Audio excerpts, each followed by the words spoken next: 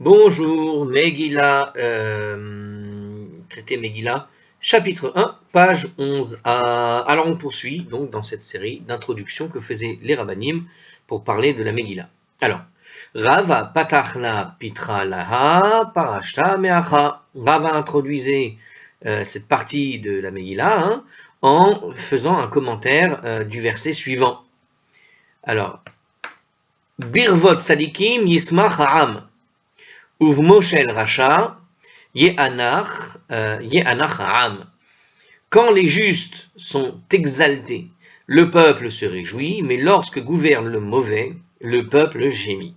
Alors, j'ai tiré des proverbes, c'est le proverbe du chapitre 29, verset 2. Alors, on va essayer d'analyser, donc on va analyser chaque partie du verset. Il dit comme ça, alors, Birvot Tzadikim Yismach Ha'am.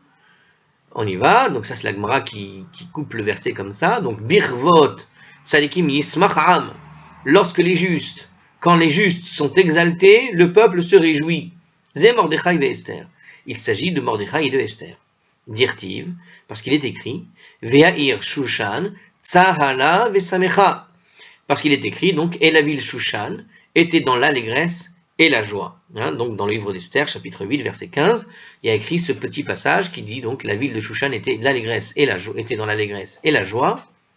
Donc lorsque le proverbe nous dit quand les justes sont exaltés, le peuple se réjouit, eh bien c'est Mordechai et Esther. Lorsque Mordechai et Esther donc, sont exaltés, le peuple se réjouit. La ville de Shushan était dans l'allégresse et la joie, tout simplement. Parce que Mordechai est apparu, nous dit ici en commentaire rapide, ArtScroll, avec les habits royaux. Uvimshol Racha Ye'enacha'am. Mais lorsque gouverne le mauvais, alors le peuple gémit. Zé Haman, il s'agit en fait de Haman, comme il est écrit, Ve'a'ir dirtiv, Ve'a'ir Shushan navocha. Ainsi il est écrit donc, et la ville de Shushan était dans la confusion. Navocha, c'est l'idée du pleur aussi, Boché, Navocha. Bon, c'est l'idée de la confusion.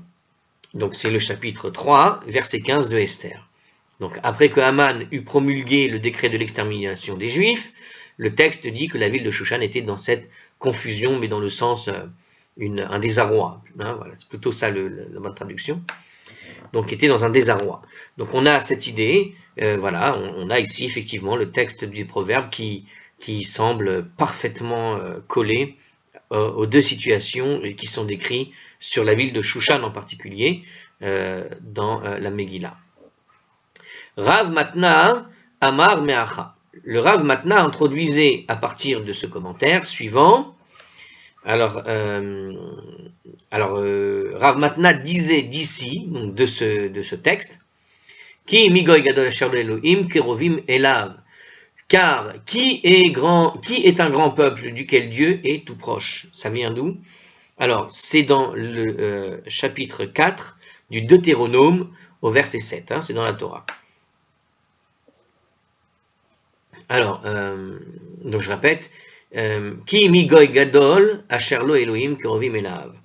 Haman a dit à Achashverosh, nous dit ici un commentaire un peu long, il nous dit comme ça, alors on va commenter la chose, parce qu'en fait, alors je vais vous dire pourquoi il est long le commentaire, parce que en réalité, c'est la seule phrase qui est dit, voilà, Rav Matna disait ceci, et il nous a dit cette phrase, qui est un grand peuple duquel Dieu est tout proche.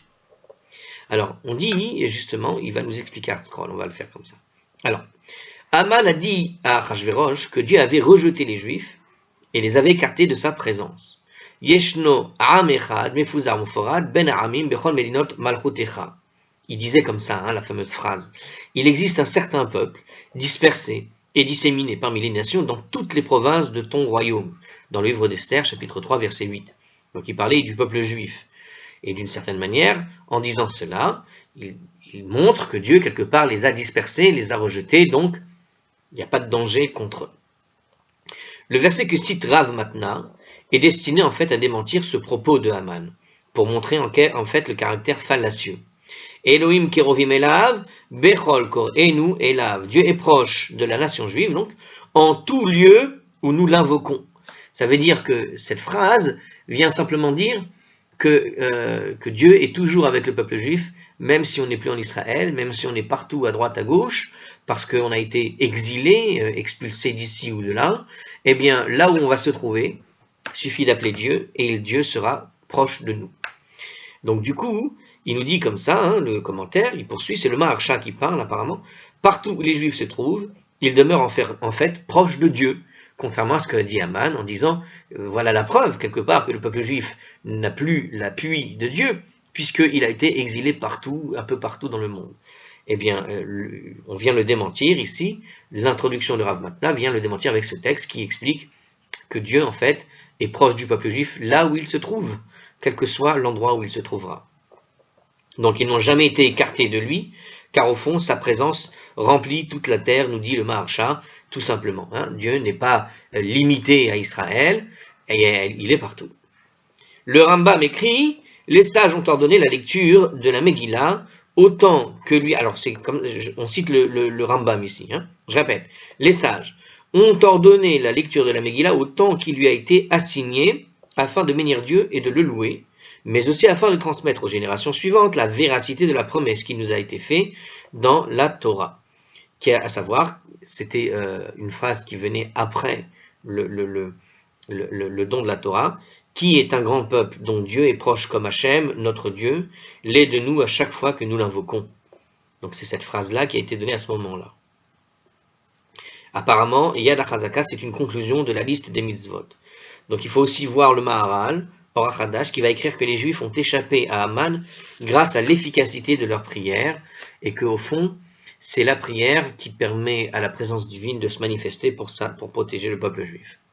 Bon, alors voilà, ça c'était l'enseignement de Rav Matna, avec quelques commentaires obligatoires, on va dire, parce que comprendre tout seul la petite phrase qu'il a donnée pour voir à quoi ça fait allusion, eh ben, il y avait vraiment besoin de commentaires. Alors on y va, on continue. Ravashi Amar, Meacha, alors pareil, une petite phrase aussi. Ravashi a dit à partir de là. Ravashi introduisait donc sa leçon hein, par le commentaire suivant. O Hanissa, Elohim, etc. Ou bien un Dieu a-t-il jamais opéré des miracles, etc. Alors, qu'est-ce que veut dire? D'abord, la traduction est un petit peu embêtante. O Hanissa, Elohim. Ou est-ce qu'il a essayé Dieu? Et donc, Anissa, non Nissa, non, c'est comme ça. Si, c'est le miracle ici, c'est pas l'essai, pardon. O Hanissa, où est-ce que le miracle de Dieu? Bon, on va voir la phrase originale parce que c'est tout ce qu'ils écrivent. Alors, ouais, c'est tout. Alors, on va voir le commentaire, c'est indispensable dans des cas comme celui-là parce que vraiment, il écrit une demi-phrase et va chercher d'abord d'où il a pris la phrase. Alors, on y va. En fait, il a pris cette phrase donc du Deutéronome au chapitre 4, verset 34. Donc, c'est le même chapitre que celui qui avait été cité par Rav Matna. Donc, c'est pour ça qu'ils sont l'un à côté de l'autre, mais on est quand même un peu loin. Donc, le verset traite de la délivrance d'Égypte. Le voici dans son intégralité. Qu'est-ce qu'il y a écrit? O Anissa Elohim lavo la kachat logoy, mikerev goy, bemasot.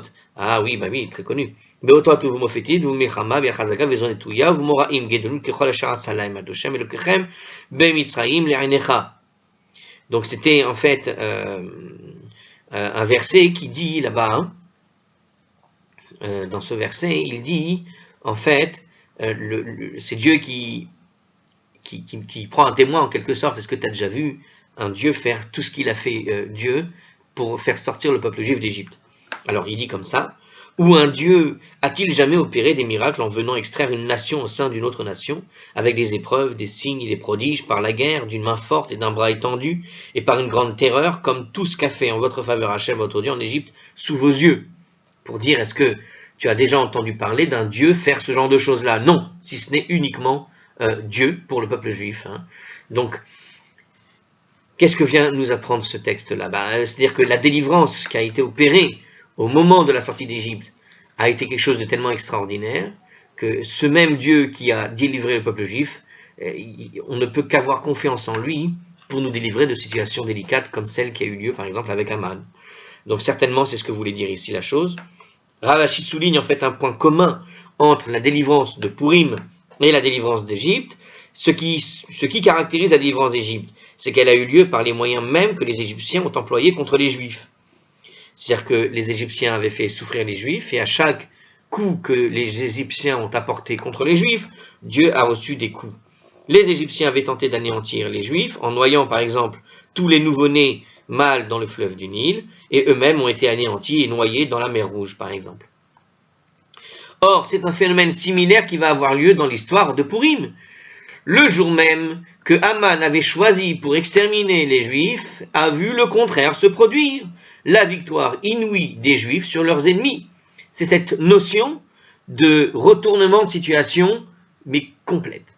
C'est-à-dire, ce qu'on a prévu contre toi, c'est ça qui va se retourner contre toi, et tu vas recevoir le coup que tu voulais donner, c'est celui-là que tu reçois toi. Donc c'est comme ça que ça marche avec le peuple juif. Très souvent, dans l'histoire juive, vous aurez vu des situations quasi désespérées, où l'ennemi en question va réussir, en fait, à se faire finalement massacrer lui-même dans un sens complètement opposé. Les mots du verset Goy Mikerev Goy, littéralement une nation d'entre une nation, dans le verset qu'on a cité, sont donc interprétés de cette manière, une nation à la place d'une autre nation. Ça veut dire, en d'autres termes, que l'agresseur égyptien ont pris la place des Juifs auxquels ils avaient voulu nuire, nous dit le Maharsha. C'est-à-dire que quand il dit Zo Mikerev Goy, c'est pas juste j'ai pris une nation au milieu des autres, j'ai inversé les rôles. Celui qui voulait faire du mal, c'est celui qui a reçu le mal. C'est cette idée-là. J'ai pris l'un et je l'ai mis à la place. Hop, je les ai intervertis.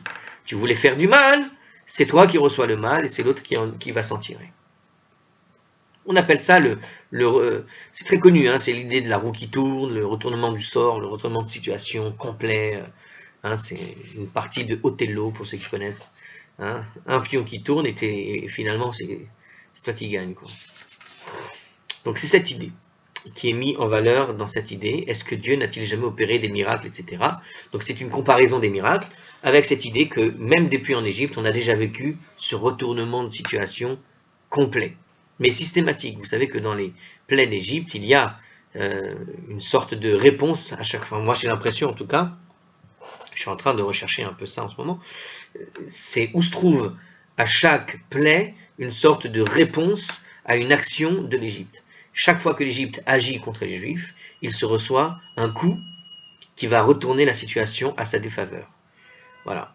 Alors, on continue. La Gemara poursuit l'interprétation du premier verset de la Megillah d'Esther. Donc maintenant, voilà, on a fini toutes ces introductions. Eh bien non, parce qu'il y a une suite. Mais là, on revient en fait au premier verset, tout simplement.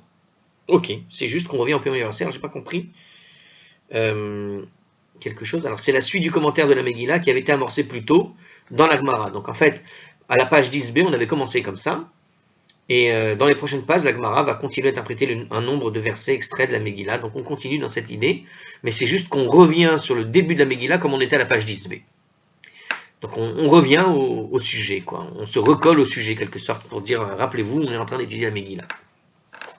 C'est intéressant parce que on avait dit tout à l'heure, enfin dans la vidéo précédente, que quand on a commencé les dernières Mishnayot, toutes les Mishnayot qui vont suivre se démarrent par N, quelque chose comme ça, si ce n'est ta ta ta ta ta ta. Il n'y a pas de différence entre ça et ça, si ce n'est cette différence particulière.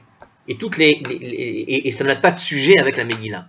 Sauf qu'en fait, si les Mishnah n'ont pas de sujet avec le sujet de la Megillah, on se rend compte que le commentaire de la Megillah dans le chapitre 1, finalement, lui, est complètement collé au sujet de la Megillah. Donc le commentaire, il est dans la Megillah, mais le sujet de la Mishnah n'est pas dans la Megillah. On peut se poser la question, pourquoi est-ce qu'ils n'ont pas discuté, au fond, à partir de Mishnayot, directement, le sujet de la Megillah. Bon, en tout cas, tous ces sujets qui sont dans les commentaires et qui expliquent finalement la Megillah vraiment en détail. Alors, on continue. La Gemara poursuit son interprétation donc du premier verset de la Megillah d'Esther, et il dit comme ça dans la Gemara, Vayehi bime Achashverosh, et ce fut au temps d'Achashverosh. Amar Rav a dit, Vayehi, on avait expliqué d'ailleurs déjà ce passage, effectivement, donc on est en train de reprendre le morceau de la page 10b, hein, 10a ou 10b, je ne me rappelle plus, 10b, donc c'était malheur, veut dire vaille, le mot vaille, en fait Vayehi est un mot qui combine en fait deux mots, qui veut dire malheur et deuil. Vaille et hi.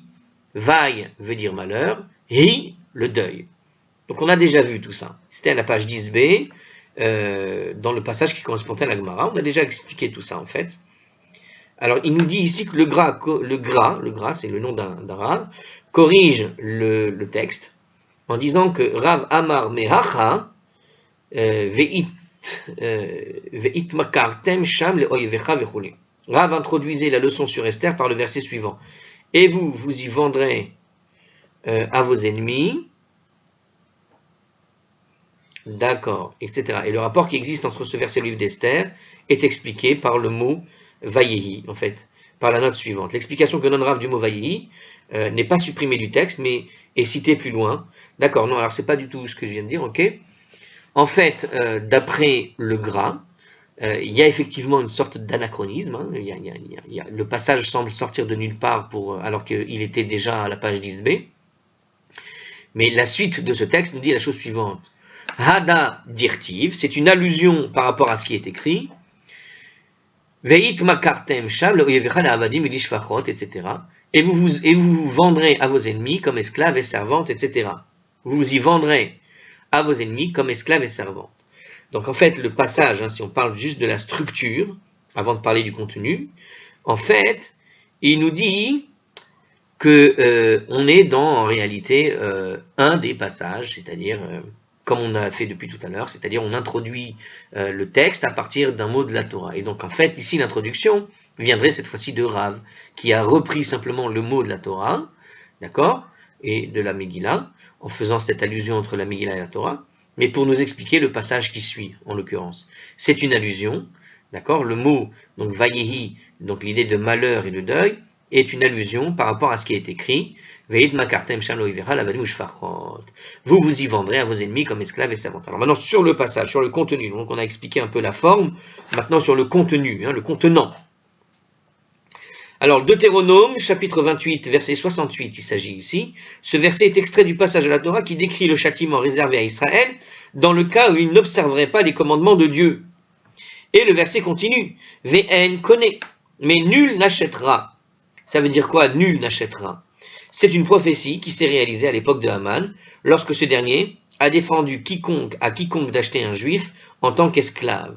Donc nous dit Rashi, donc il y a un midrash qui existe et qui semble ici montrer que les juifs n'avaient pas le droit d'être des esclaves à l'époque de Haman. Haman voulait interdire les gens d'acheter, en quelque sorte, des juifs en tant qu'esclaves. C'est intéressant cette idée, parce que on pourrait se dire, mais ce Haman, quel héros, il veut empêcher les juifs d'être achetés en tant qu'esclaves. Il faut rappeler une notion que j'aime bien rappeler aussi, pour éviter certains malentendus. Qu'est-ce que l'esclavage dans la Torah? C'est une bonne question qu'il faut souvent poser. L'esclavage dans la Torah n'a rien à voir avec l'esclavage qu'ont pu connaître par exemple les Noirs d'Afrique lorsqu'ils ont été amenés en esclavage en Amérique. Ce qu'ont vécu les Noirs est vraiment pire, que ce soit clair. Là on parle plus d'une forme de barbarie en ce qui concerne ce qu'ont vécu les Noirs d'Afrique. Ils ont vécu véritablement une barbarie. L'esclavage du peuple juif et l'esclavage dans la Torah est en réalité un esclavage qui est plus proche d'une forme, je pense, en tout cas, je pense comme ça, une forme d'esclavage volontaire. Je m'explique. Plusieurs fois dans la Torah, vous allez voir des passages où si un juif se vend lui-même en esclavage, comment tu peux te vendre toi-même en esclavage? Il faut savoir que le mot esclave en hébreu se dit avod, aveda, avoda, Eved. Eved, c'est l'esclave, mais Avoda, c'est le service du temple, par exemple. Et donc, quand on dit Eved Ivri, l'esclave juif, mais l'idée de travailler en hébreu aussi, comment on le dit? Avoda. Avoda et Eved se ressemblent énormément. Avoda, la notion de service, donc une forme d'esclavage, à savoir servir l'autre. Et la notion de travail, la avod en hébreu, veut dire travailler. Il s'avère que ces deux notions se rejoignent en réalité.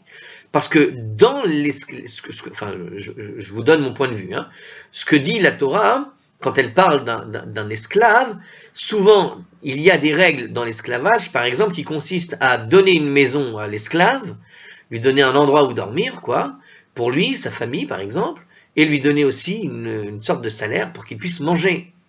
Et en fait, tu te rends compte que le statut d'un esclave dans la Torah, c'est par rapport à l'idée d'une personne qui ne possède plus de terre, en fait. Quand est-ce qu'un homme en vient à se vendre en esclavage? C'est lorsque ce qui lui appartenait en tant que territoire, en tant que terrain, c'est-à-dire que son statut de paysan, en quelque sorte, il le perd parce qu'il ne possède plus son territoire, parce qu'il ne peut plus payer les charges ou qu'il n'a pas les moyens justement de faire pousser du blé ou je ne sais quoi chez lui. Et donc du coup, sa terre ne lui sert plus à rien parce qu'il est à deux doigts de mourir de faim. Et pour se sortir de sa situation, il doit donc se vendre en esclavage. En fait, la vente en esclavage, ce qui me semble, c'est un peu bizarre ce que je vais dire, mais dans la Torah, le langage de la Torah donne l'impression que être esclave, au fond, c'est perdre son statut de propriétaire, c'est perdre son statut d'indépendance et finalement dépendre d'autrui pour sa subsistance. Le concept de l'esclavage, c'est tout simplement ni plus ni moins le concept de travailler. C'est-à-dire que une personne qui travaille doit recevoir effectivement son salaire.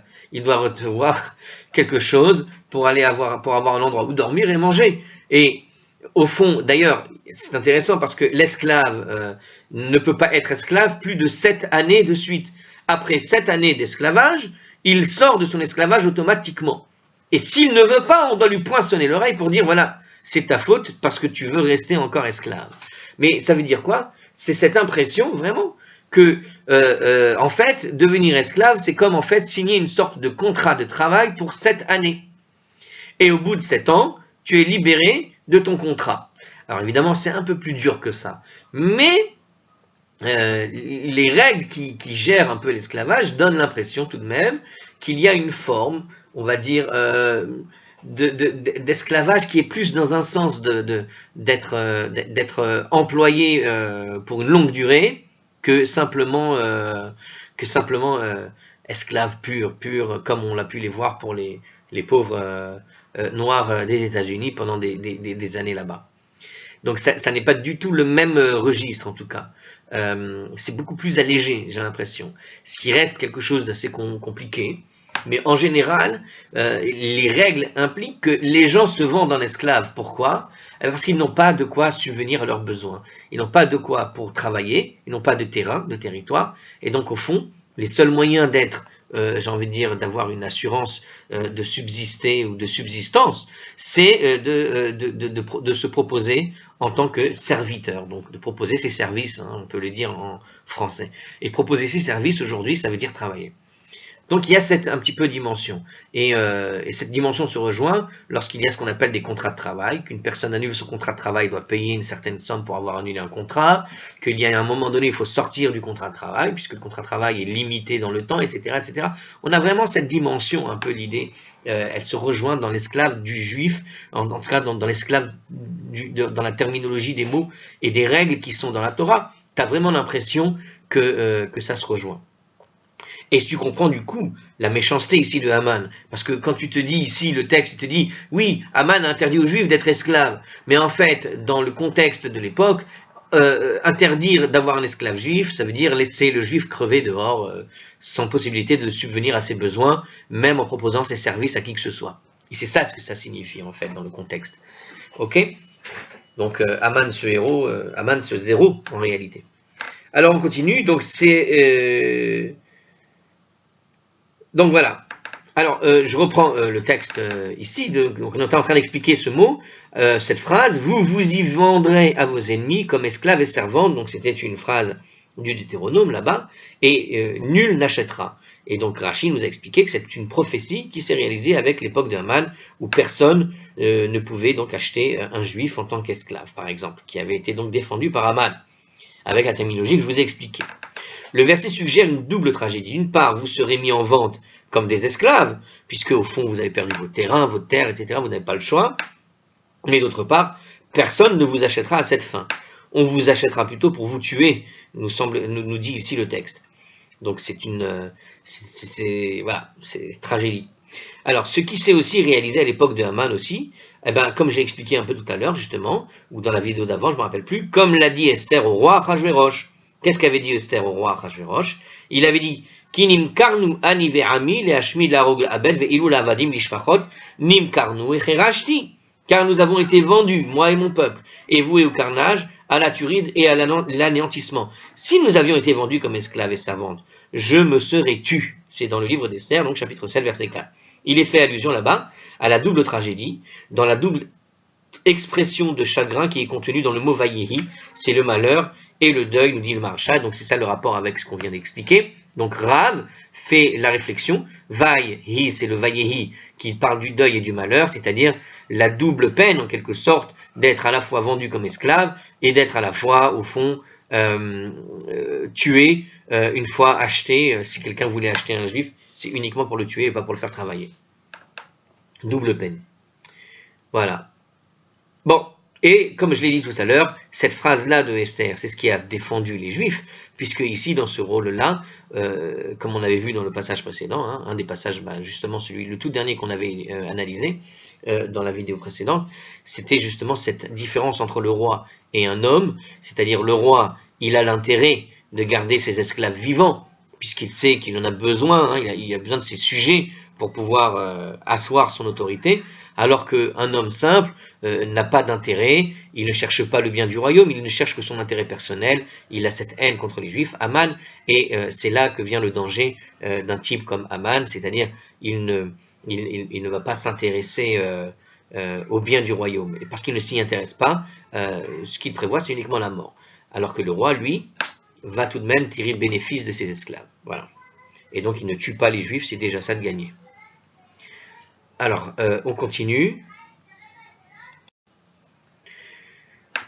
Alors, on continue. Et ce fut, alors non, pardon, c'est par là, où Shmuel Amar, et Shmuel introduisait son exposé sur Esther avec le commentaire suivant. Donc, voilà, encore un verset, donc, Lo me astim veloge altim lechalotam. Je ne les abhorrerai pas, ni ne les rejetterai au point de les exterminer. Alors, on va voir le commentaire, d'où ça vient. Ça vient du Lévitique 26, 44, et le verset dans son entier dit la chose suivante, Ve'av gamzot biyotam, be'eretz oivehem lo me'asim veloge altim lechalotam le'afer beriti, tam ki ani adoshem Elohehem. Et même quand ils seront dans la terre de leurs ennemis, je ne les abhorrerai pas, ni ne les rejetterai au point de les exterminer, de rompre mon alliance avec eux, car je suis Hachem leur Dieu. Donc, c'est ici un passage qui vient marquer quelque part le désir de Dieu de toujours garder son peuple et de les sauver de toute façon. Donc, je ne vais pas les rejeter au point de les exterminer, nous dit ce texte. Chacune de ces parties du verset, là, est commentée. L'homme astim, c'est quoi l'homme astim? Je ne les abhorrerai pas. C'était quoi ce passage? Quand il dit je ne vais pas les abhorrer, ça veut dire je ne vais pas les prendre en horreur. Eh bien, ça, l'homme astim, c'est bimé yevanim, nous dit le texte. C'était en fait à l'époque des Grecs. Veloge altim, bimé Nimrod-Netzar. Et je ne les rejetterai pas, c'était l'époque de Nabucodonosor. Le Diduc des Sophrim et le En Yaakov ont des mots Aspasrainos Caesar, l'empereur Vespasien. Oh. Alors qu'il était général des troupes romaines, stationné en Terre Sainte, Vespasien mena la guerre qui a conduit à la destruction du deuxième temple. Donc, dans une autre version, certains pensent qu'il parle ici, non pas de Nabucodonosor, mais de Vespasien, le Romain. Bon, il y a d'autres versions. Ça revient au même, hein. Puisque c'est la même situation, hein, Nabucodonosor ou Vespasien, c'est-à-dire un moment où le temple a été détruit. Un, c'était le premier temple, l'autre, c'est le deuxième temple, donc peut-être il existe une version avec Vespasien dans ce passage-là. Je ne les rejetterai pas, malgré le fait que j'ai fait brûler mon temple et leur pays au moment de les faire expulser, en quelque sorte. Que ce soit Nabucodonosor ou Vespasien, c'est la même idée qui ressort. Bimé Haman, Lechalotam. Alors, Lechalotam, lorsqu'il est écrit, Lechalotam, donc je répète le verset, le Meastim, le Galtim, Lechalotam, je ne les abhorrerai pas, c'est les Grecs, je ne les rejetterai pas, c'était Nabucodonosor, dans la version en tout cas qu'on a. Lechalotam, pour les exterminer, c'était l'époque, en fait, d'Aman. Les affaires beriti tam, la suite du verset dit comme ça, comme on l'avait vu. Donc, qu'est-ce qu'il dit? Et rompre mon alliance avec eux, bimé, Parsiyim, c'était à l'époque des Perses, qui ani Adoshem Elohehem, bimé, Gog ou Magog. Car je suis l'Éternel, leur Dieu, eh bien c'est quoi? Ce sera au temps de Gog et de Magog. C'est l'époque de Gog et Magog. Oh, quel sujet on a ici. Alors pareil ici, si on regarde le Diduc des Sophrim et le En Yaakov, on le texte, le mot Romaïm, les Romains. Donc le Maharsha justifie la double référence au règne de Rome, Vespasien et romain. Pourquoi? Parce qu'il fait référence d'une part à Vespasien, responsable de la destruction du temple, et d'autre part le long exil qui s'en est suivi. Donc en fait, vous avez juste deux versions qui sont plus ou moins la même, c'est-à-dire sauf qu'on a juste utilisé une autre métaphore pour exprimer l'idée qui en découle, c'est-à-dire que on a tout simplement l'idée de la destruction du temple et l'idée de l'exil qui suit la destruction du temple. Donc on a tout simplement ces deux idées-là qui se suivent ici. Donc à la place de l'époque des Perses, puisqu'on peut imaginer l'époque des Perses comme la continuité de l'exil de Babylone, d'accord? Donc c'est ce moment où, ce flottement où les Juifs sont encore en exil mais n'ont pas encore retrouvé leur terre. Eh bien, l'époque des Perses peut faire ça, mais on pourrait parler tout à fait de l'époque des Romains. Donc on a une version en quelque sorte adaptée, plus récente, qui va parler non plus de Nabucodonosor, mais de Vespasien, et qui n'en va plus parler de l'époque des Perses, puisque l'époque des Perses, c'est la période de l'exil après la destruction du temple, d'accord? Eh bien, ici, on parlerait alors à ce moment-là de l'époque des Romains. Bon. Alors, pourquoi est-ce que certains ont changé pour Romains et pour les Perses? Tout simplement parce que à la fin, il y a écrit Ki ani Adoshem Elokehem, ça fait référence à Gog et Magog. Or, Gog et Magog, ça semble étrange de parler de Gog et Magog après la situation avec les Perses. Alors, je vais vous dire pourquoi c'est logique de parler des Perses et de parler de Nabucodonosor. Parce que les exterminés fait référence à l'époque de Haman. Or, l'époque de Haman, elle suit précisément la période de Nabucodonosor et l'exil en Perse. Donc, on a vraiment cette époque de Haman qui correspond effectivement à ces deux événements. Nabucodonosor d'un côté qui a détruit le temple, et dans la continuité historique, l'exil au départ de la Babylonie, puis ensuite de la Perse, puisque les Babyloniens se font bouffer par les Perses à la fin. Bon, mais à ce moment-là, comment expliquer l'époque de Gog et Magog? Puisque le Gog et Magog, pour ceux qui ne savent pas, c'est alors il existe, alors ils n'ont pas donné d'interprétation, ils n'ont pas voulu se risquer à donner une interprétation là-dessus, hardcore ici, mais Gog et Magog, c'est connu tout de même pour être la grande guerre finale de la fin des temps et du retour des Juifs sur leur terre, et quelque part Gog et Magog, c'est une sorte de déclic pour déterminer le retour des exilés dans leur terre. Hein, et c'est cette guerre qui va permettre aux Juifs de retourner chez eux de façon définitive, la reconstruction du temple et compagnie. Bon, alors le problème c'est que entre-temps vous avez eu Vespasien et vous avez eu les Romains. Et au fond, au moment de l'écriture de la Megillah, de la Gemara, on est dans l'exil de Rome. Donc, on peut supposer que la Gemara ici, éventuellement, les rabbins de la Gemara auraient très bien pu effectivement non plus parler de l'exil simple de la Babylonie et de la Perse, d'accord, de la destruction du temple par la Babylonien et ensuite par l'époque des Perses, mais plutôt de parler de ce qui est plus récent, c'est-à-dire celle qui est en cours, c'est-à-dire à l'époque de l'écriture de la Gemara. Ce qui était en cours, c'était le souvenir de la destruction du temple par les Romains, d'accord, par Vespasien en particulier, et Titus, et ensuite par l'exil provoqué par les Romains. Donc, et effectivement, quand on va parler de l'époque de Gog et Magog, on parle vraiment de ce qui va suivre la fin de l'exil des Romains et non plus des Perses, puisque la fin de l'exil de Perse s'est terminée avec la construction du deuxième temple. Donc ça semblait effectivement plus logique, en tout cas dans les corrections qui ont été données par le En Yaakov et l'éducté Sophrim, de les remplacer par ces deux-là. Voilà. Bon, alors la Gemara va tout de même présenter une interprétation différente de ce verset. Donc si on a interprété le verset d'une certaine façon, on a vu quelques commentaires là-dessus, donc je relis le verset pour être bien sûr, Lome astim velogal kim lechalotam, etc. Je ne les aborderai pas, ni ne les rejetterai au point de les exterminer, et pour ceux qui veulent la suite, de rompre mon alliance avec eux, car je suis Hachem leur Dieu. La Gemara présente une interprétation, donc on y va. Bematnita Tana. Dans une braïta, il a été enseigné. Lo me astim bime kasdim. Alors, je ne les aborderai pas à l'époque des Chaldéens. Donc on voit pourquoi est-ce qu'on a pu changer avec Rome et autres. Hein. On voit ici une braïta qui va changer carrément l'interprétation des choses. Donc on peut essayer et tenter d'autres interprétations apparemment. Alors il y a une braïta. Alors évidemment dans la braïta on ne va pas parler a priori des Romains. Ça me semblerait parce qu'ils sont quand même plus anciens que ceux de la Gemara, et ils n'ont pas encore été détruits par les Romains, eux. A priori, c'est très possible. Alors, qu'est-ce que nous dit la Braïta? L'homme astim bime kasdim, je ne les aborderai pas, hein, c'était l'époque des Chaldéens. Chez Hamadta lahem Daniel, Hanania, Mishaël, Vazaria, car j'ai nommé pour les sauver Daniel, Hanania, Mishaël et Azaria, hein, les quatre qu'on a cités tout à l'heure qui avaient été envoyés à la fournaise par Nabucodonosor. Veloge altim bime yevanim, je ne les rejetterai pas, ni ne les rejetterai, c'était l'époque des Grecs.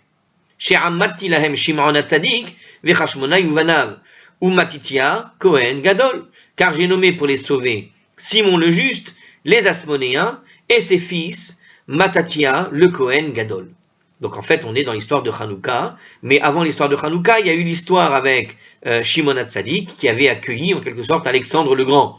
Et grâce à l'action de Shimon HaTzadik, on a évité une guerre avec les Grecs à ce moment-là, qui a été retardée en quelque sorte plus tard, avec la montée des Séleucides dans la Syrie, avec Antiochus IV, et là il y a eu le passage avec les Asmonéens et les fils, c'est-à-dire Matatia, le Kohen Gadol, qui est le premier des Hashmonaïm. Hashmonaïm, Asmonéens en hébreu, il faut savoir qu'on parle des 5 en quelque sorte. Alors il nous dit ici, pas du tout, j'ai toujours pensé que les Hashmonaïm venaient de la racine 5, parce que il me semblait que les fils de Matatia étaient au nombre de 5, mais je me trompe complètement. Il nous dit ici que l'ancêtre du père et père de la famille dont est issu Matatia, en fait, donc le père de Matatia, les ancêtres de Matatia, se nommaient les Asmonéus. Et ça vient, alors c'est marrant parce qu'il le cite de Joseph, c'est-à-dire de Flavius Joseph, apparemment, c'est très rare. Alors est-ce qu'il cite Flavius Joseph ou c'est Josephus Asmonéus? Je n'arrive pas à savoir.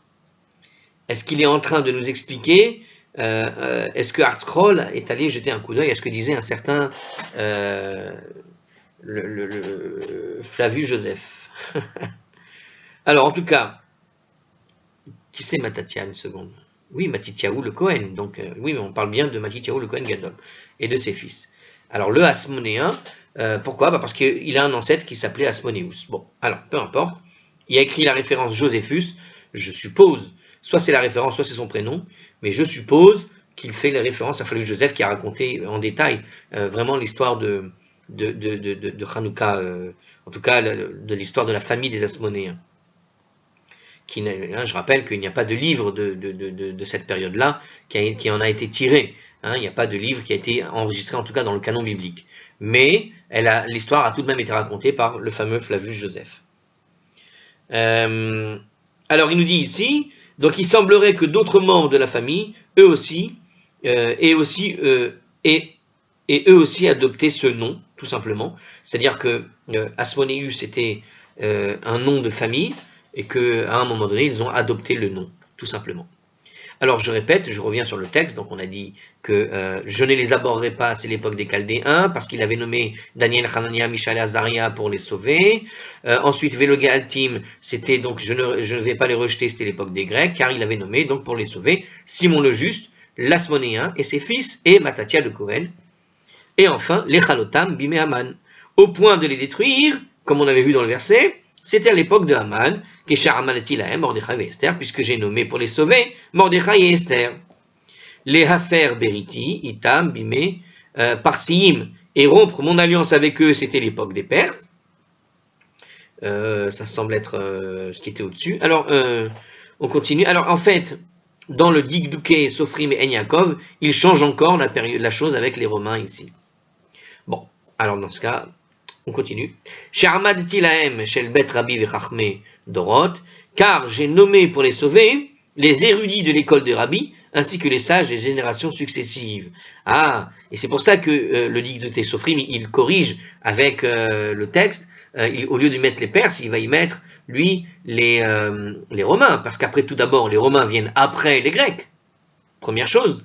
Et surtout, l'école de Rabbi, si on parle de Rabbi, c'est qu'on suppose Rabbi Yehuda Hanassi. Or, Rabbi Yehuda Hanassi, il a été, on va dire, établi à l'époque des Romains, sous Vespasien en particulier, grâce à l'impulsion de Rabbi Yochanan ben Zakkai, quand il s'est échappé de justesse de Jérusalem, où les sages même étaient menacés par des factions de Jérusalem, qui étaient jusqu'aux boutistes et extrémistes, les zélotes, qui voulaient tuer tout celui qui s'opposerait à leur envie de faire la guerre et d'en découdre avec les Romains.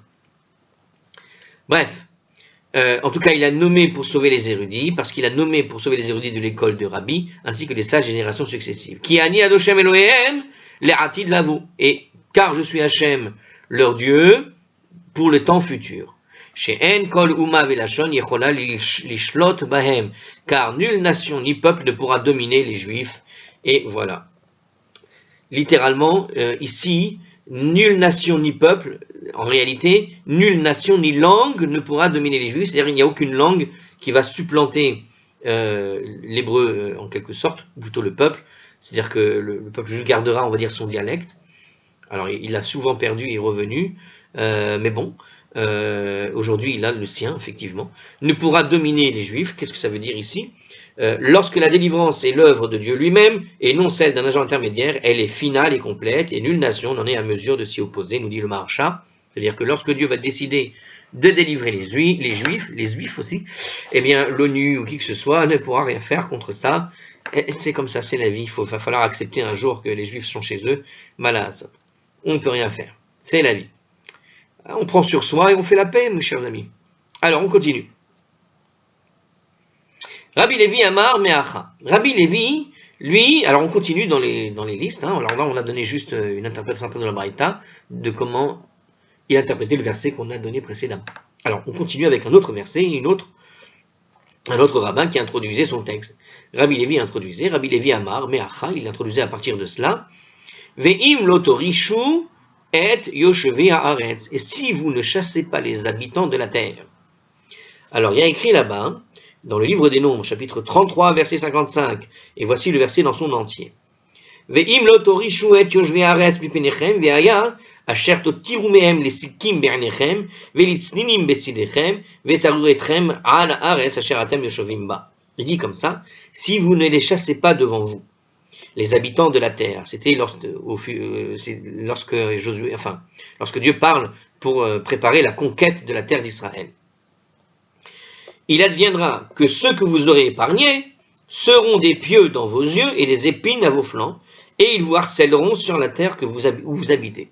Donc, puisque vous ne les avez pas chassés, ils vont devenir un poison, des gens casse-pieds qui ne vont pas vous arrêter, des épines dans vos flancs et des pieux sur les yeux. On pourrait dire d'une certaine façon que certaines de ces choses-là ont été réalisées si on fait la liaison entre pieux et couteau pointu ou épine, on rejoint ces deux notions en même temps. Intéressant. L'Écriture relate dans Samuel 1, le Samuel 1, le chapitre 15, que Shaoul, le roi d'Israël, avait reçu l'ordre de supprimer la nation d'Amalek, et donc Dieu lui demande de tout supprimer, vraiment, franchement, si tu regardes l'ordre, c'est un ordre d'extermination, mais alors complète et totale. Hommes, femmes, enfants, dans la loi qui était là-bas, en tout cas pour Samuel, pour Shaoul, le roi Shaoul, mais pas seulement, on parle toujours évidemment de Amalek, l'ennemi juré du peuple juif, l'ennemi qui a juré de l'exterminer, et qui avait attaqué le peuple juif à la sortie d'Égypte. Donc Dieu voulait, en quelque sorte, régler des comptes avec ce qui s'était passé à la sortie d'Égypte. Et il demande à Shaoul d'aller finir, en quelque sorte, ce qui a été, plutôt pas de finir, mais d'aller prendre finalement la revanche, en quelque sorte, et de terminer rapidement la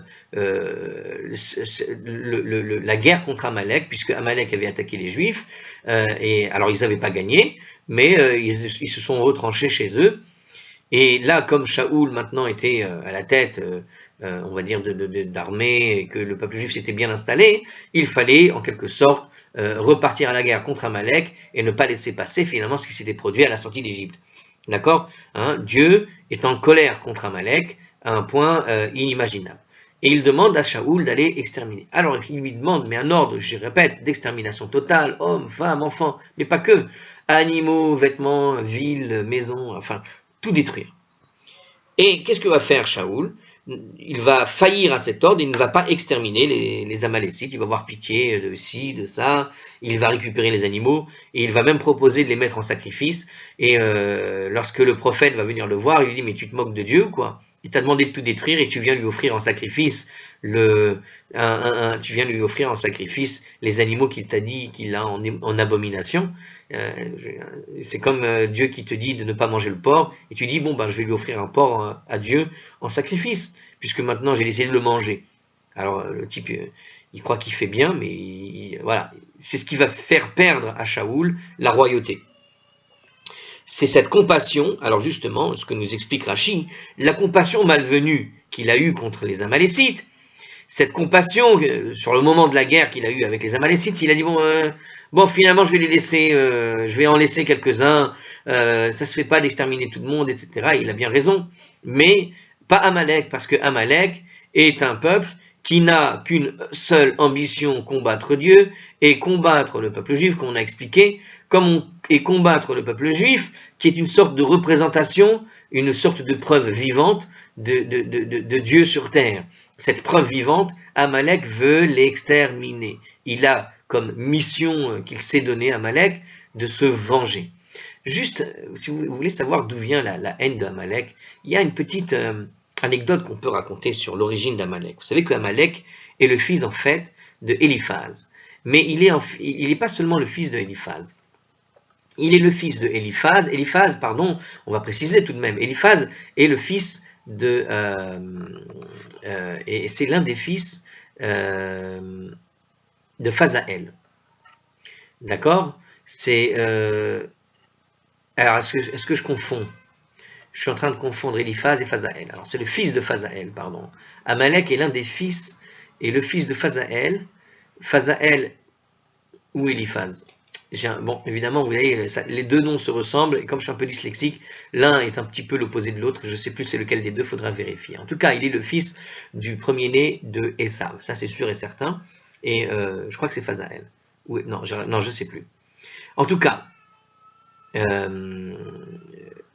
lorsqu'il y a eu de la guerre entre, en quelque sorte, Yaakov et Esav, vous vous rappelez de l'épisode où Yaakov va prendre la bénédiction de son frère.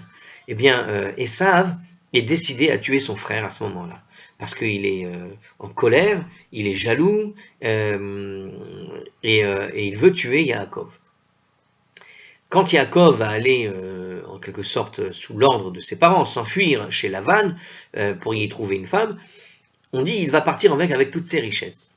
Et quand il va partir avec toutes ses richesses, il va arriver à un point où il doit traverser un fleuve, je ne sais pas où, et à un moment donné, va arriver effectivement le fils de Esav, premier-né, pour tuer Yaakov sous l'ordre de Esav. Lorsqu'il arrive là-bas, ce qui va se passer, c'est que... alors je crois que c'est Éliphaz. On dira que c'est Éliphaz, si c'est Phasaël, vous regardez, vous vérifiez. Hein. Donc Éliphaz arrive, c'est-à-dire qu'Éliphaz, il était l'élève de Yaakov. Et voilà que Éliphaz, le Midrashim raconte comme ça, il dit, Éliphaz ne savait pas trop quoi faire finalement à ce moment-là. Hein. Il était encore jeune. Mais Éliphaz s'est dit, voilà, j'ai reçu l'ordre d'obéir à mon père, mais c'est toi qui es mon maître. Qui je dois obéir en premier? Est-ce que je dois obéir à ce que me dit mon maître, ou est-ce que je dois obéir à ce que me dit mon père? Donc il y a une obéissance au père qui est obligatoire, le kibud avahem, pour le respect des parents. Je dois faire ce que mon père m'a demandé. Mais d'un autre côté, tu es mon maître. Alors je ne sais pas, voilà, il était dans cette espèce de choses où il ne savait pas quoi faire trop. Alors qu'est-ce qui s'est passé? Il va le sauver. D'accord. Alors il va le sauver, et en le sauvant, finalement, il ne va pas le tuer, en réalité. Il ne va pas le tuer, et ce que va faire Yaakov, il va se débarrasser de tous ses biens, et il va le donner à Éliphaz. D'accord? Il le donne à Éliphaz, et Éliphaz, du coup, va donc partir avec le butin de Yaakov, et il va dire à son père qu'il est mort. Pourquoi? Parce que comme on l'a vu un peu avant, on a dit que quand un homme est pauvre au point de ne plus avoir rien du tout, il est comme un mort. Il y a un proverbe qui dit comme ça, que si l'homme n'a plus aucune richesse, n'a plus rien, il est ruiné, il est comme un mort. Et donc quelque part, il a pu obéir à la fois au maître et à la fois à son père, parce qu'il pouvait dire effectivement que Yaakov était mort, puisqu'il est maintenant comme mort, il n'avait plus rien. Et effectivement, quand Yaakov arrive, il arrive avec rien devant Lavan, et il ne peut prétendre se marier sans donner quoi que ce soit pour obtenir Rachel. Et c'est pour ça que ça va entraîner cette année, etc. Beaucoup plus tard, il va se passer une autre histoire. C'est là où je confonds Aphazaël et Eliphaz, l'un des deux est le fils de l'autre. Donc, il va se passer que le fils, maintenant, de Eliphaz, un des enfants, il va y avoir un fils qui est Amalek. Amalek, c'est en fait le petit-fils de Esav, et c'est le fils d'une femme. Alors, je ne me rappelle plus le nom de cette femme, mais cette femme, en fait, a tenté, il y a un midrash qui raconte dans le Sefer Yachar là-bas, qu'une femme a voulu se marier avec un des enfants de Yaakov. Beaucoup plus tard, lorsque Yaakov revient en Israël, une femme arrive pour se marier avec les enfants de Yaakov. Mais voilà que cette femme a été refusée. Elle a été refusée par tous les enfants de Yaakov. Les enfants de Yaakov ne veulent pas se marier avec elle. Et du coup, pour se rattraper, elle va essayer de se marier avec un des enfants de Esav. Elle voulait rentrer comme ça on pourrait dire dans le giron de Yaakov, dans le giron de celui qui a la bracha de Dieu. Mais elle ne peut pas. Alors, puisqu'elle n'a pas pu se rentrer du côté de Yaakov, en se mariant avec un des enfants de Yaakov, elle a été rejetée, et ce rejet l'a amenée chez Esav. Et chez Esav, qui va se marier avec elle, en particulier celui qui avait épargné, en quelque sorte, Yaakov. Or, dans les textes, quand on parle de la descendance donc, de Esav et qu'on parle de la descendance du fils de Esav, l'un de ses fils, les fils de Esav sont cités là-bas, et l'un des fils, en réalité, on va citer les enfants qu'il a eus, et par rapport aux enfants qu'il a eus, Amalek, donc elle va se marier avec Eliphaz a priori, sauf que Amalek est le fils de cette femme qui a été rejetée par les enfants d'Israël. Et on voit un enfant qui s'appelle Amalek, qui est à la fois, on va dire, le fils. Alors, ce qui est intéressant, c'est que cette femme n'a pas été mariée, finalement, à Eliphaz, ou Phazaël.